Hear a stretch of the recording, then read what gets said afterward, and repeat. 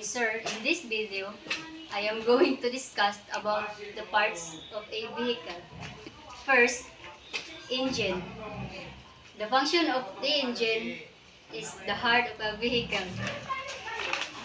And next is battery. Provides the electrical power to start the engine and power accessories. And next is the exhaust manifold. Collects exhaust gases from multiple cylinders into one pipe. Next is the exhaust pipe. And before that, I am going to discuss the function of that. Exhaust pipe is the channels exhaust gases away from the engine. And this is the exhaust pipe. And next is the body panels. The body panels is the exterior skin of the vehicle, including doors, hood, trunk, and fenders. This is the body panels. And next is the fuel tank. The function of a fuel tank stores the diesel fuel. And this is the fuel tank. Next is seats. The function of the seats provides seating for driver and passenger. And this is the seat. Next is the dashboard.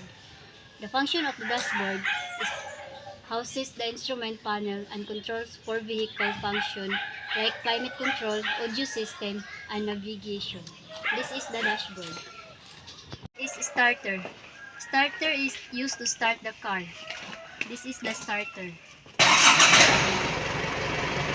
This is steering wheel, allowing the driver to control the direction of the vehicle. And this is the side mirror.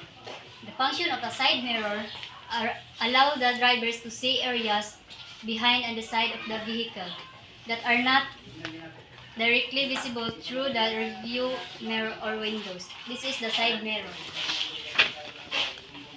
And next is the wiper.